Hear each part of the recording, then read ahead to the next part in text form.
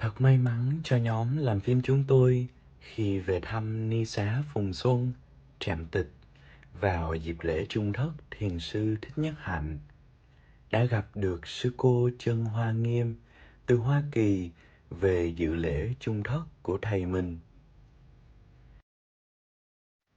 Sư cô Chân Hoa Nghiêm vốn là một nữ sinh Việt kiều tại Mỹ, đã may mắn biết đến Thiền sư Thích Nhất Hạnh và pháp môn làng Mai từ những năm đầu 1990 và quyết định xuất gia. Sư cô Chân Hoa Nghiêm là một trong số những học trò xuất sắc của Thiền sư Thích Nhất Hạnh. Giọng sư cô nhẹ nhàng như hát ru, nụ cười luôn thường trực trên gương mặt hồng hào, tràn đầy tâm yêu thương. Sư cô đã chia sẻ nhiều câu chuyện chân thực, thú vị về thầy của mình, những bài học quý báu dành cho mọi người.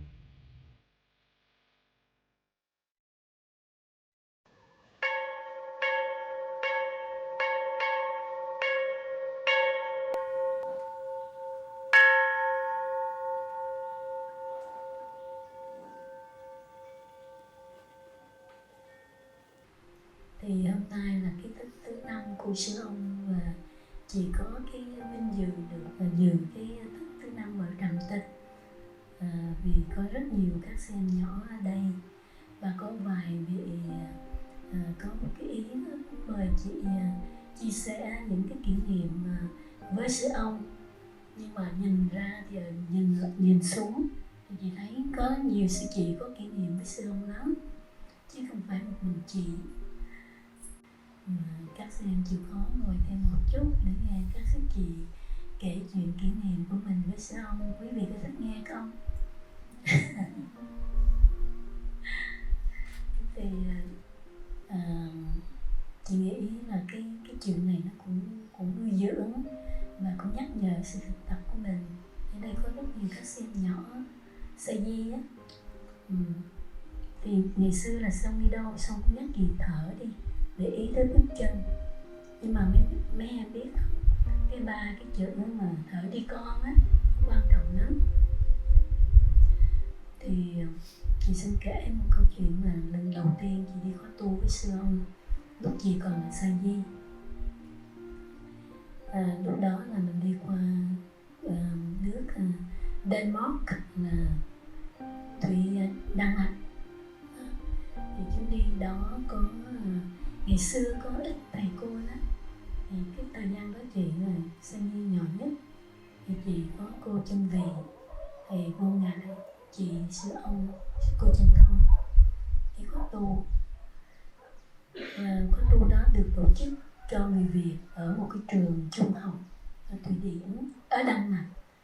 Và tại vì mình tổ chức tại trường học, cho nên là cái chỗ ở nó cũng rất là đơn giản. Lúc mới xuất gia thì biết chị cứ đi lăng xung quanh, không có để ý gì hết. Nhiều khi mình lớn thầy mình đi trước nữa, cái thầy sư chị Chân Bị tới kéo chị, thầy đi trước đó. Lúc đó mình giật mình, tại mình mới tu, thành ra cái tập khí ngoài đời còn nhiều lắm.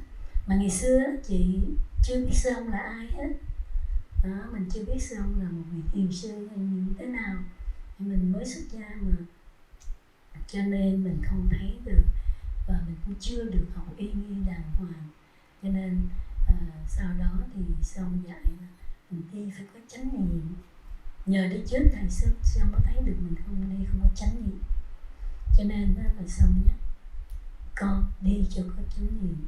Tức là mình đi, mình không có đi một cách vội vã, hấp tấp, vội vàng, hay là chạy về phía trước. Thì xong thấy chị đi giống như chị đang chạy về phía trước đó, cho nên nó xong nhắc con để ý tới bước chân. Xong nhắc hai cái điểm đó thôi mà chị thấy nó rất là quan trọng. Tại vì nếu mà mình ý thức được bước chân của mình thì mình ý thức được những cái gì nó đang xảy ra trong cái tâm của mình. Và bước chân mình không ý thức được thì làm sao mình ý thức được những cái gì nó đang xảy ra trong hoàn cảnh hiện tại. Cho nên chánh niệm bước chân, chánh niệm hơi thở nó rất là giúp cho mình nhiều lắm. Và mấy em phải biết lần đầu tiên chị được đi ra ngoài với thầy thì phải biết rằng cái niềm vui trong lòng chị nó lớn lắm. Và ngày xưa là chị thương sâu lắm, thương kinh khủng. Cho nên là khi mà được đi khóa tu với thầy á, mà chị mừng lắm, không có hạnh phúc gì bằng á. Khi mà ra phi trường á, thì mấy em biết thầy đi đâu là chị đi theo đó. Là tại vì á, chị giao nhiệm vụ là thị giả của thầy sư ông, thị giả và bán sách trong cái chuyến đi đó. Thì mấy em biết mỗi lần mà thầy bước là chị bước. Lúc đó chị nghĩ chắc chị cũng ngu ngơ lắm. Nhưng mà lần nào thì chị đi là chị cứ chờm là muốn nói chuyện với thầy. Nhưng mà lần nào xong quay lại nhìn chị, thở đi con, nhắc 3 chữ mình nói trời ơi, thầy nhắc mình thở, cái mình nhắc sự thực tập. Thì lên phi trường mình ngồi đợi máy bay, ngồi xuống thì thầy ngồi xuống, chị cũng ngồi kế bên. Thì chị ngồi cái chị nhìn thầy, chị cười, cái thầy quay qua thì nhìn chị ấy, thở đi con, nhớ thở. Chị nói rồi, thầy nhắc thở nữa. Mà ngày xưa là chị rất là lười thực tập, biết không? Chị thích chơi nhiều hơn, cho nên khi mà xong nhắc thở chị thở, chứ thực sự ra mình quên thở đó. Mình đi á, khi mà đi lên máy bay á, xong nói nhớ bước chân nha con. Đó, mình đi á, mình chắc là xong thấy cách đi của chị không chánh niệm hay sao, thầy nói là đi trong chánh niệm nha. Tức là xong nhất biết là sẽ như vậy. Thì qua bên Đan Mạch thì cái khóa tu đó tổ chức rất là đông, Phật tử đông lắm, người Việt mà. Rồi xong dạy cái bài pháp thoại, nhớ lần đầu tiên pháp thoại xong dạy về chỉ và quán. Mà cái khóa tu đó cho người Việt mấy trăm người, họ nói chuyện ồn ào dễ sợ lắm. Em biết người Việt mà nói chuyện, giờ ăn là không có im lặng đâu. Ngày xưa lúc đó là pháp môn xong mới bắt đầu phát triển về đi ra ngoài, tức là năm 1992, 91, 92. Người Việt mà nó ồn ào dễ sợ. Và chị nhớ ngoài cái câu mà xong nói với mấy người Việt á, họ nói là quý vị nói chuyện cũng được, nhưng mà đợi khi mà có cái khóa tổ chức một khóa tu sao rồi cho quý vị tha hồ nói chuyện. Nhưng mà khóa tu này xin quý vị giữ im lặng. Cái giờ ăn là mình phải giữ im lặng đó, và đi không được nói. Là từ lúc đó là xong mới dạy như vậy rồi. Và khi mà xong nói câu đó ai cũng cười hết, cười rần lên. Và dĩ nhiên là bổn phận của chị là thỉnh chuông cho họ im lặng khi giờ ăn. Chị rầu lắm, tại vì họ đang nói thì tự nhiên mình thỉnh tiếng chuông, mình giống mình chận họ không cho nói chuyện á. Cho nên chị sợ. Nhưng mà vì xong dạy thành ra mình là thị giả, xong dạy thì mình làm đó. Cho nên mỗi lần họ nói chuyện với chị, đưa chuông ra thì chị nghiêm mặt thỉnh một tiếng, còn nghiêm nữa thấy mặt chị là ai thấy gì cũng, tức là họ nói rồi cái cô thì sắp tới rồi đó, là bắt đầu là im hết. Như vừa rồi ngày xưa lúc mà chị về Tây Linh đó, cái thời kỳ mà lụt lội mấy ngày liên tục, ngồi ở trên lầu, nước nó dâng lên tới cái thành đó, chắc trật nhiên nhớ. Chị nhìn ra ngoài trời, chị nhìn xuống là biển nước mênh mông mà chị rầu lắm. Thiệt á, mình tự nhiên mình về một cái nơi mà cái lụt lội mấy ngày liên tục như vậy, rất là rầu. Và chị ngồi đó, nhưng mà tự nhiên cái chị nhớ cái câu xong nhắc á, thở đi con. Cái chị trở về với hơi thở. Và khi mình trở về với hơi thở, cái tâm mình nó bình lặng xuống. Cái tự nhiên cái mình sáng suốt. Cái sự lo lắng của mình nó được calm down, tiếng Anh đó. Tức là nó được lắng dịu, nó lắng dịu cái sự lo lắng. Thì khi mình lắng dịu cái sự lo lắng thì cái tâm mình nó sáng suốt. Thì chị mới nghĩ nó vô thường, nó đâu phải lụt suốt đời đâu, chắc mấy ngày sau nước rút thì tự nhiên cái lo mình nó mất. Là nhờ cái gì? Nhờ chị trở về với hơi thở mà cái 3 cái chữ mà thở đi con có xong nhắc chị hoài à. Và bây giờ đến bây giờ là chị vẫn còn nhớ hoài. mà không phải một lần đó, những lần sau gặp lại hay là có những lần gì đó thì sao luôn luôn nhắc thở đi con. Cho nên cái trở về với hơi thở chánh niệm nó giúp mình được nhiều lắm, nó giúp cho mình cái tâm mình lắng dịu những cái lo lắng, những cái suy nghĩ, những cái sự sợ hãi, nhiều thứ nó giúp mình rất là nhiều. Thì đó là những cái bài học đầu tiên khi mà chị đi ra ngoài với sư ông.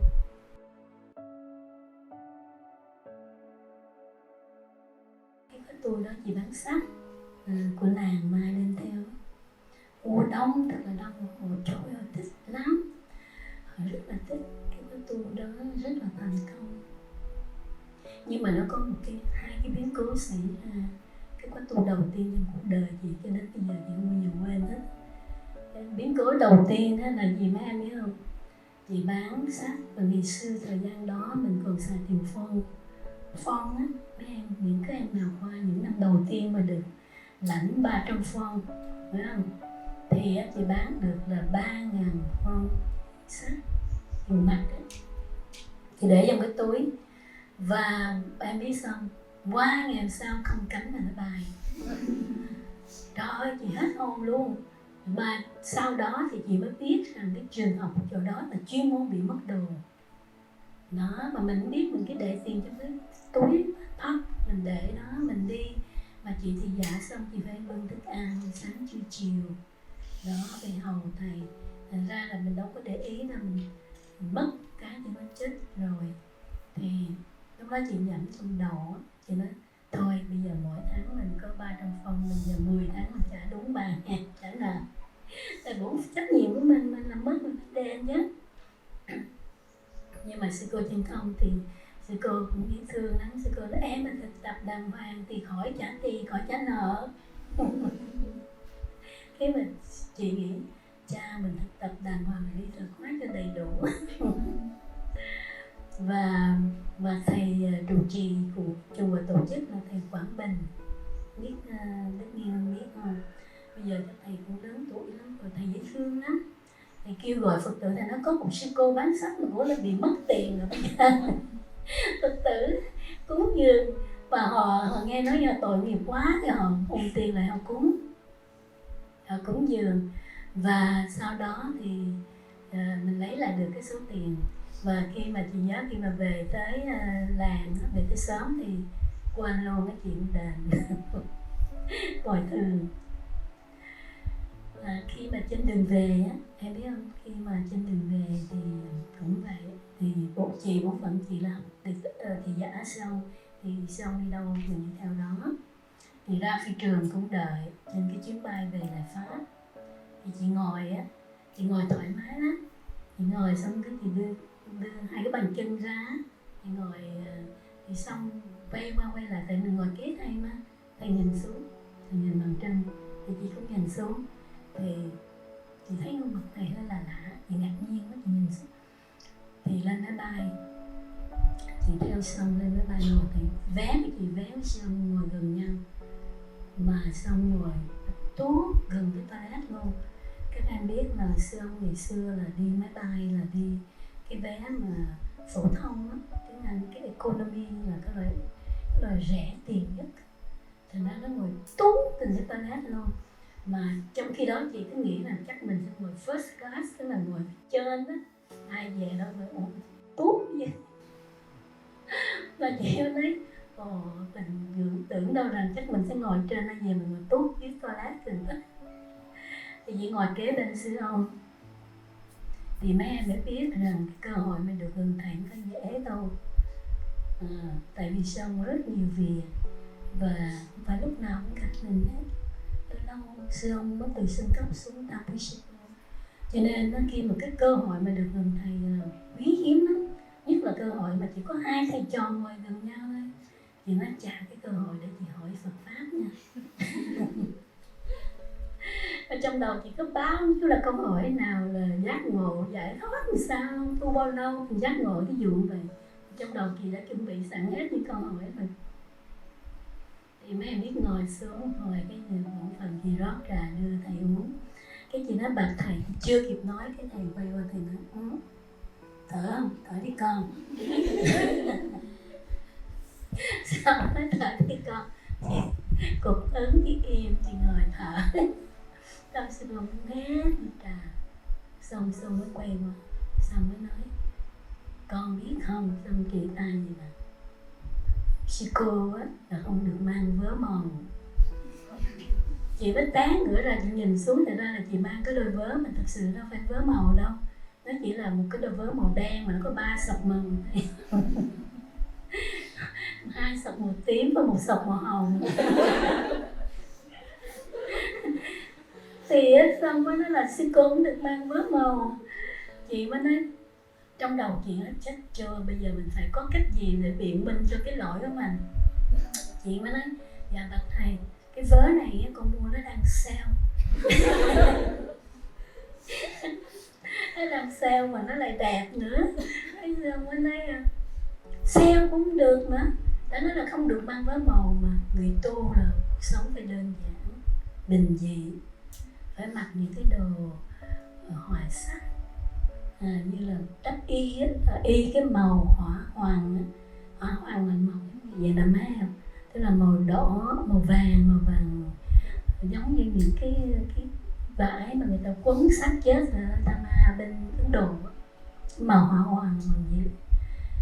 Không được mặc những cái màu sắc chói lọi, còn không được xài khăn thiêu nữa.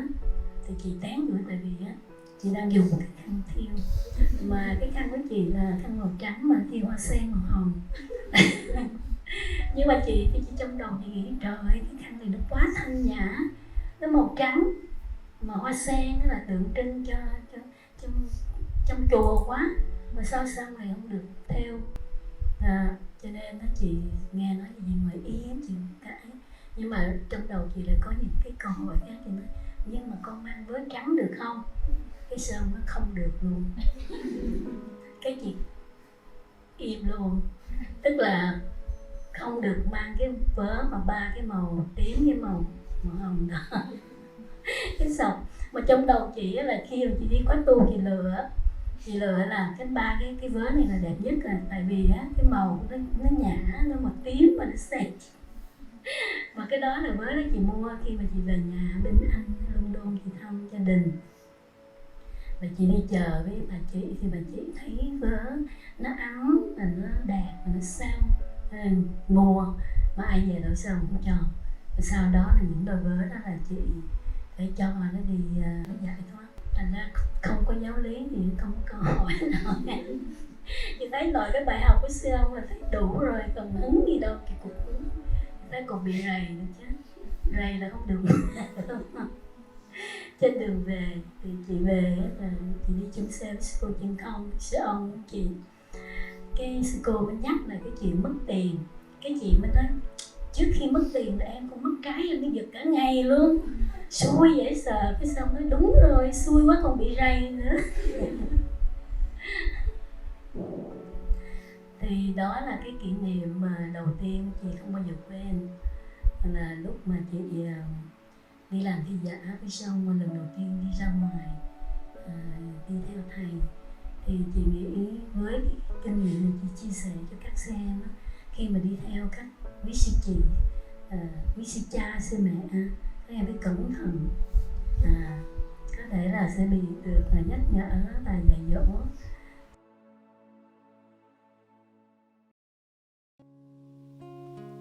Thầy đã đến đây đem tình thương gieo vào thế giới. Thầy đã đến đây đem ánh sáng soi đường con đi.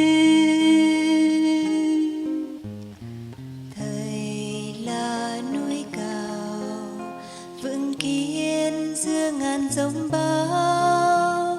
Thầy là bóng mát che chở cho đàn con thơ giữa cuộc đời.